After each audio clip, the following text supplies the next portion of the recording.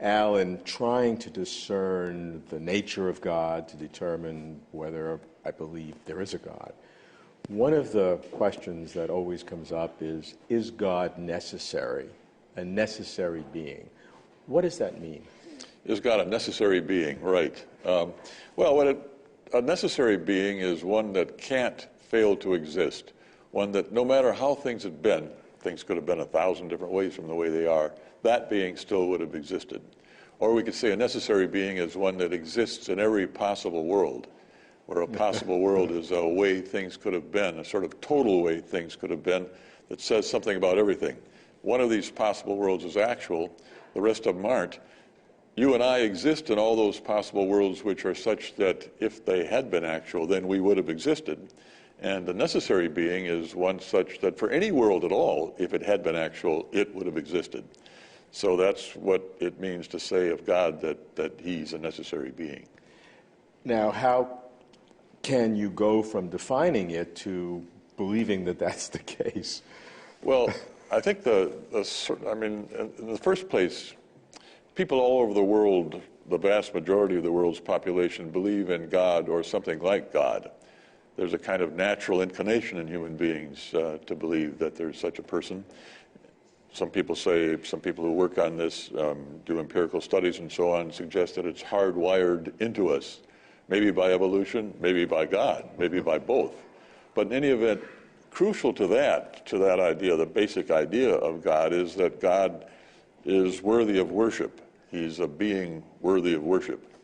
And a being worthy of worship would have to be a really remarkable being, one that is unsurpassable, you might say. Somebody like Einstein, Abraham Lincoln, George Washington, wonderful people and all that, but not nearly worthy of worship. Sure. To be worthy of worship would be several steps up from that. In fact, a being worthy of worship would have to be such that there couldn't be any being greater than he is, or than this being is, than it is. And for a being to be truly great, to be such that no being could be greater, it would have to have such properties as being all-powerful, being all-knowing, being perfectly good, having created whatever there is, and the like of that, would have to have those properties. But to be truly top of the line, such a being would have to have those properties not just in the actual world, not just in fact, but in the other possible worlds as well. So this being would have to have such properties in all the possible worlds, in which case it would itself have to exist in all the possible worlds and therefore be a necessary being. Now, I can conceive in my mind, many atheists will assert it, that there is no God. So I can conceive of possible worlds in which there is no God. Now, maybe you think that's an illogical world, but if you can conceive of it, doesn't that make it logically difficult to have a God in every world, since you can conceive of worlds without God? Well, the suggestion that's sort of implicit in what you say is that if something is necessary, then we can see that it is. And it's true for many things that are necessary, but not for nearly all. I mean, consider some of the great debates in philosophy, as, for example, about universals, whether there really are such things as properties, states of affairs, and the like, whether they exist independent of human beings. Well, if there are such things, it'll be necessary that there are. Yes. And if there aren't, it'll be necessary that there aren't. But it seems that both are, in some sense, conceivable. So it's not the case that if something is conceivable, it follows that it's actually possible. And that's the thought here. It's not actually possible that there be no such person as God, though in some sense it does seem conceivable that there not be. Now, some have tried to tease a difference between a logical necessity, which God would not be, but a factual necessity, which God is. Does that make sense? I would have to know what the factual necessity involved is, what this thought is that God is factually necessary. I have a pretty good grasp of what's logically necessary, what's true in all possible worlds. What's factually necessary, I guess, would be true in some subset of all the possible worlds, the actual world and then more besides that. But I'm not sure what subset. I mean, I'd have to hear more about the specific suggestion. I'm still wrestling with something that can be conceived and yet is, in fact, in all possible worlds, without knowing, in fact, that God exists. I mean, if I come to it before I have that feeling, in fact, in my mind. In other words, I come to it open to hope that God exists, but not fully confident in my guts that God does exist. Now, in that state of mind, can I go to seeing God in every possible world and therefore be necessary? I cannot. Well, maybe you could. I mean, help me.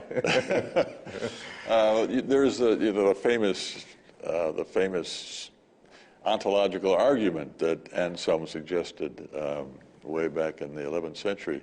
But the conclusion really amounts to this: if it's even possible that there is such a being as God, then it's true that there is, and indeed necessary that there is.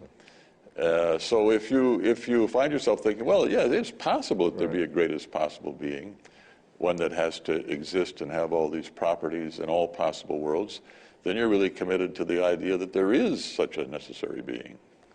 How about the properties of God that you talked about before, all-powerful, all-knowing, all-good? How many of these properties are also necessary to God? We can define many. Are all of these properties equally necessary as God's existence is necessary? No.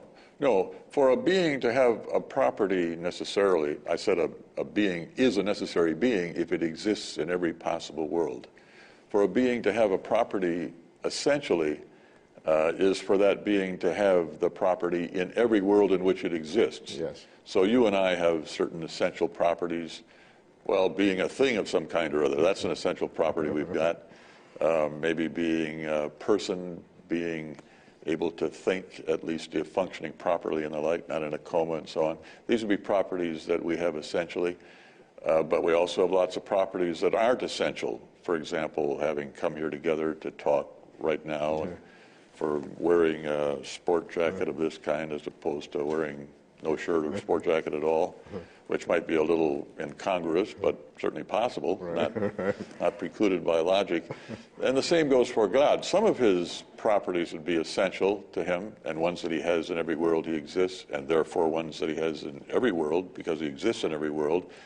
They would be ones like being all-powerful and being all-knowing and being perfectly good, having created whatever there is. But others would not be. I mean, having created, say, me. Presumably that's not a property that's essential to God. If it were, then I would be a necessary being. And that might be sort of nice, but as a matter of fact, that's not the way it is, right? What about the atheistic claim that any reference to God or any bringing of God in as a solution to problems of existence just elevates the problem one step up? And because you can always ask the question, why does God exist? If you're asking why do things exist and you claim that God is the answer, to say that God exists is no solution, because you can ask the same questions of God that you could of the creation. Well, there are two things about that, I would say. First, it's not that believers, serious believers in God, believe in God in order to solve problems. It's not that the reason I believe in God, which I do, is because I can't see how else there could be a contingent world, or I can't see how else there could be morality and the like of that. Maybe those things are correct and true and so on, but that's not the reason. So it's the first thing to see is that it's not the way in which belief in God is ordinarily held as a solution to problems. But secondly, you might say, why does God exist? Well, I mean, if in fact God is a necessary being, as theists think he is, or as theists typically, not all theists think that, but as classical theists have typically thought, then in a way that question is a sort of non-starter. It's like asking, why is it that 7 + 5 = 12? I mean, it's got to be that way. It's not that there are any that there's no choice about it, so to speak. And there's also no other answer to the question other than, well, that's just a necessary truth. And the same thing would hold for God, right? It's not that you have to find something else that has created God or brought God into existence or anything of the sort. At least God, if God is a necessary being, as theists think.